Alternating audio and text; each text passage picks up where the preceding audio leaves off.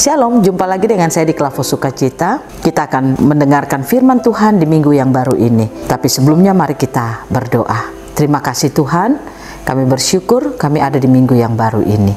Dalam melakukan segala aktivitas kami rindu firman-Mu memberkati seluruh hidup kami. Roh Kudus tolong kami, singkapkanlah firman Tuhan bagi setiap kami. Amin.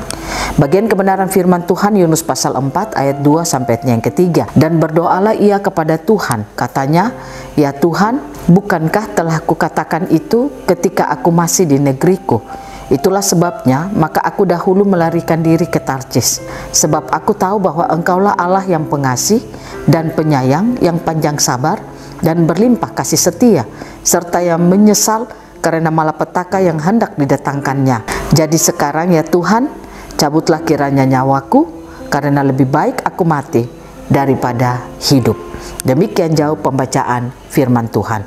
Pemirsa Klavos yang diberkati oleh Tuhan, sebaiknya saudara dan saya belajar untuk kita mengenal akan kasih Tuhan di dalam seluruh kehidupan kita. Artinya saya percaya kalau kita mengenal kasih Tuhan itu di dalam kehidupan kita, maka apa yang Tuhan lakukan di dalam perjalanan kehidupan saudara dan saya, pasti kita akan mampu untuk bersyukur kepada Tuhan. Belajar dari kisah Yunus, dikatakan Yunus tahu Allah itu pengasih dan penyayang. Buktinya dia katakan pada ayatnya yang kedua, ketika dalam doanya dia katakan, kalau kita baca di sini dikatakan, dan berdoalah ia kepada Tuhan, katanya, ya Tuhan, bukankah telah kukatakan itu ketika aku masih di negeriku? Itulah sebabnya aku dahulu melarikan diri ke Tarsis. Sebab aku tahu bahwa Engkaulah Allah yang pengasih, penyayang, panjang sabar, dan berlimpah kasih setia, serta yang menyesal karena malapetaka yang hendak didatangkannya. Nah, ayat ini memberikan gambaran bagi saudara dan saya bahwa Yunus itu tahu siapa itu Allah. Dia kenal kasih Allah. Dia tahu bahwa Allah itu Allah pengasih, Allah yang tidak akan pernah menghukum umatnya. Tetapi sejahat-jahat apapun umatnya, Allah itu selalu mengasihi kehidupan umatnya. Yunus tahu akan hal itu. Namun ayatnya yang ketiga dikatakan, waktu Yunus berdoa demikian, lalu dia katakan, jadi sekarang ya Tuhan, cabutlah kiranya nyawaku, karena lebih baik aku mati daripada aku hidup. Nah, ini kan menandakan bahwa itu hanya sebuah perkataan yang Yunus katakan bahwa dia tahu kasih Allah, tapi sebenarnya dia tidak tahu kasih Allah. Artinya saudara, kalau Yunus itu tahu betul kasih Allah seperti yang dia doakan itu, pasti dia tidak akan marah lewat apa yang dia alami dalam hidupnya. Tapi pasti ketika dia melihat bangsa Niniwe itu diselamatkan Tuhan, pasti kan dia hanya mengagungkan bahwa memang Allah itu pengasih. Tapi Alkitab mencatat Yunus marah ketika Allah melakukan kehidupan yang baik bagi orang-orang Niniwe.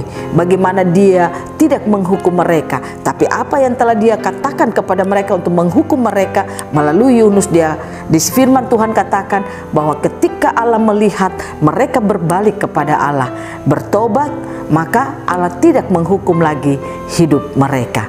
Nah, pemirsa Klavos yang diberkati oleh Tuhan, kita belajar lewat bagian kebenaran firman Tuhan ini. Saudara dan saya diajak, mari kita mengenal kasih Tuhan itu di dalam kehidupan kita. Sehingga apapun yang kita alami di sepanjang perjalanan hidup kita, tidak akan pernah membuat saudara dan saya kecewa seperti Yunus atau marah seperti Yunus, karena kita mau keinginan kita itu harus terjadi. Ada banyak orang ketika dia mendengarkan firman, dia katakan, saya percaya Tuhan itu baik, saya percaya Tuhan itu pengasih, saya percaya Tuhan mengetahui segala hal yang saya alami. Tetapi ketika keadaan situasi yang dia alami lain lewat apa yang dia inginkan, maka pasti dia akan marah, kecewa kepada Tuhan. Nah, firman Tuhan ini mau mengajak saudara dan saya bahwa mari kita belajar untuk mengenal kasih Allah itu benar-benar di dalam kehidupan kita. Jangan sekedar itu menjadi pengetahuan kita, tapi biarlah kasih Allah itu menjadi hidup saudara dan saya.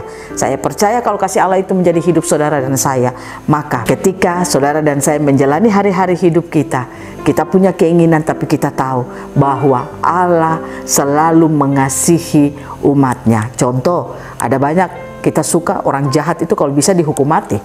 Kita melihat ada banyak orang yang menjengkelkan kita, kita mau kalau bisa Tuhan memberikan kesusahan kepada mereka. Tetapi terkadang apa yang kita inginkan itu tidak terjadi seperti yang kita inginkan. Nah, tugas saudara dan saya tidak perlu marah karena hal itu. Kita tahu bahwa Allah punya rencana bagi setiap orang. Allah ingin melakukan yang terbaik bagi orang yang percaya kepadanya.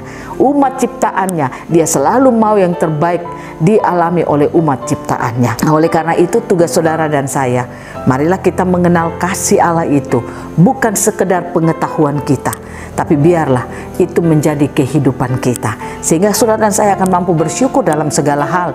Kita tidak akan marah-marah, tapi kita akan mampu bersyukur lewat situasi, keadaan yang kita alami.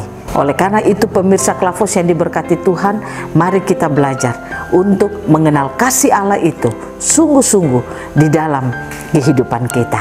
Nah, bagaimana caranya supaya saudara dan saya bisa mengenal kasih Allah itu di dalam kehidupan kita? Pastikan saat kita mendengarkan firman Tuhan terus tersingkap bagi kita. Bagaimana supaya firman Tuhan itu terus tersingkap bagi hidup saudara dan saya?